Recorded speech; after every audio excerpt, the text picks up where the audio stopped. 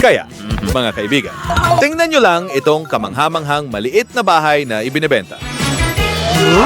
Ano yan, Jane? Oh, natagpuan na ni Britney ang eksaktong kailangan niya. Binabati kita, ngayon ito na ang bahay mo. Pero gusto rin ni Jane ng bahay. Oh, hindi mo magagawa ang marami sa ganong klaseng pera. Ito lang ang kaya niya pero wala nang ibang pagpipilian. Nakikiramay kami sa'yo, Jane. Ano kaya ang gagawin ng mga babae sa kanilang mga bahay? Tingnan natin. Una, kailangan niyang linisin ang lahat ng basura at alisin din ang nakakadiring sapot ng gagamba. Wow, ang daming trabaho. Pero parang eksperto si Jane sa paghawak nito. Ang galing niya. Ngayon, oras na para gawing mas maliwanag at mas maganda ang kanyang bahay. Go, Jane! Ang galing mo!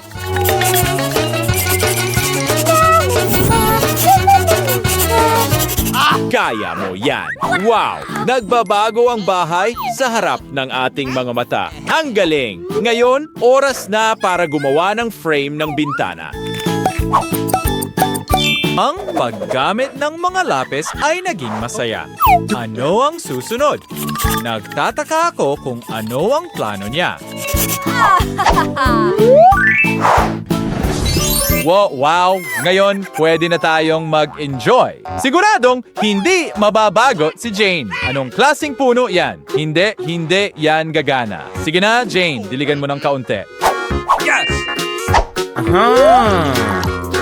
Oh, wow! Tingnan mo kung gaano ito, guys. Ganda lumaki. Ngayon, ano ang ikagugulat mo sa amin, Britney? Oops! May tumutunog na telepono. Mukhang magiging napakaganda at mamahaling bahay ito.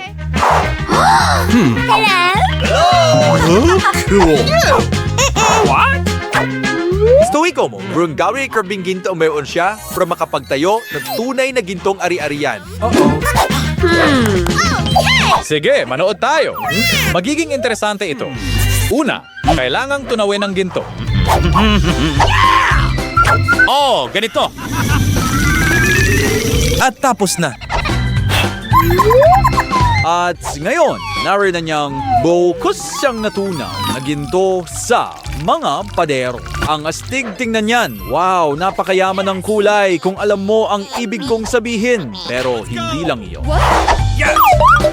Tumabi ka, Britney. Takpan ang bahay ng mga gintong bara? Madali lang yan. At ang pinakamaganda, gustong-gusto ito ni Britney. High five! Okay. At hindi pa rin ito ang katapusan. Ano ang pipiliin mo, Britney? Ginto, syempre. Oo, mahirap na pagpili ito. Pero kayang-kaya ito ni Britney. Heto na ang mga puno. Pili niya ang puno ng pera, syempre. Oh, yeah? Panahon na para itayo ang pinakamahal at pinakamagandang bahay. Malinaw na si Britney ay naglalayon para sa pinakamahusay. Sige mga kaibigan, kailangan ninyong umalis na. Hindi na makapaghintay si Britney na suriin ang lahat. What? Hi, Tiniban. You want to make kikinu? Patos, tibramali. Wow! Ang ganda. Pero sa kasamaang palad, hindi pinapayagan si Jane na pumasok. Huwag kang magalit, Jane. Paano kung magpatuloy tayo? What's the matter with Kaya, ano ang meron sa loob ng bahay mo, Jane? Oo, kailangan talaga ng bagong ideya ang lugar na ito at mukhang may naisip siya. Ito ay interesante. Ano kaya ang gagawin niya? Oh, hoy, manahimik ka. Tulog si Lola.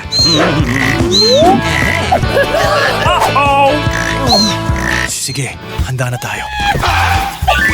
Isang karatula sa kalsada ang kailangan niya. Pwede rin ang mga walang laman na bote. At isa pa. Ngayon, skirts na yung complexity in bed. What was that? Gear insurance. Ours to spray using ng bay. Maganda ang maliit na mesa na yan. Okay. At gagawin natin ang mga medyas na isang makulay at masayang alpombra. Mas komportable at cute na ito ngayon. Pero, hindi lang yon. Nagdadagdag si Jane ng iba't ibang dekorasyon. Ang galing mo talaga! Talagang gusto ko ito. Ikaw ba? At ang sulat sa dingding ay talagang kailangang alisin. May ideya siya kung paano ito itago. Ano ang ginagawa niya? Wow! Isang matamis na maliit na puso. Mahal ka rin namin, Jane. At syempre, hindi kumpleto ang bahay kung walang salamin. Hoy, anong ginagawa mo?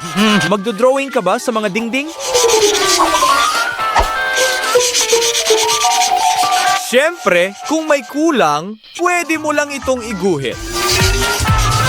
Ang ganda nito. At ang paborito niyang teddy bear sa mesa. Ngayon, talagang parang nasa bahay na.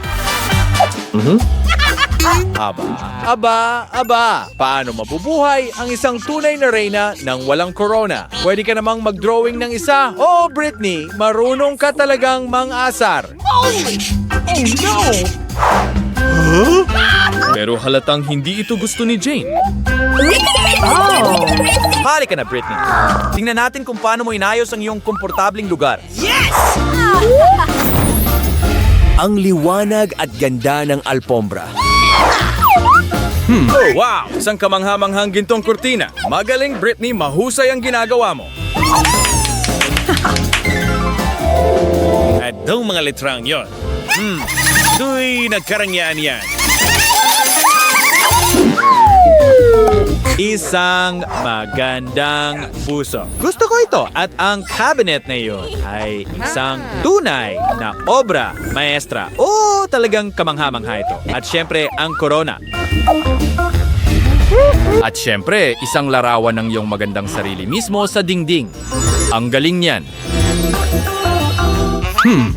Tinatawag mo ba kami kung saan? Oh, hi dyan. Isang magandang lugar para alagaan ang sarili mo. Eksakto kung ano ang kailangan mo. Sa tingin ko, may kulang pa. Oh, mag-selfie tayo ng ilang beses. Oh, ikaw ay tuso. Alam naming nakuha na yun ng iba. Jane, gumising ka. May mensahe ka.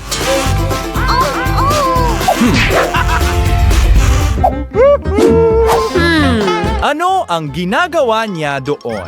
Si Jane ay may maliit na simpleng tea party. Medyo nakakabagot, pero si Britney ay nasa mood para sa isang selebrasyon. Maghahanda kami ng totoong party at kailangan namin ng DJ. Panahon na para simulan ang isang epic na kasiyahan. Mayroon kaming mga speaker. Isang DJ deck.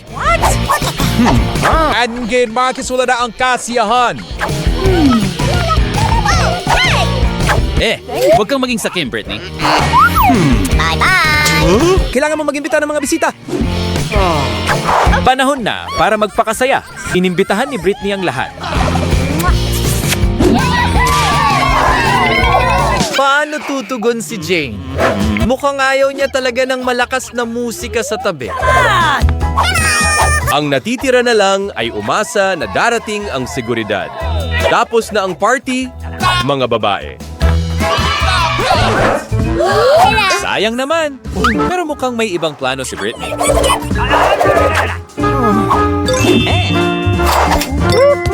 Ito pa lang ang simula. At tuloy ang party. Sobrang saya nila. Nag-i-enjoy din ang security guard. Pero si Jane ay hindi nag-i-enjoy.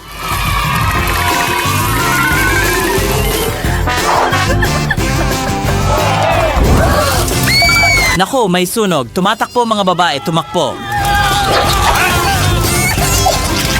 Ano ang gagawin mo? Jane, halika na! Kaya mo yan. Jane, patay na ang apoy na nangangahulog ang oras na para mag- Oo. Laging masaya kapag magkasama. Sorry. Oh my.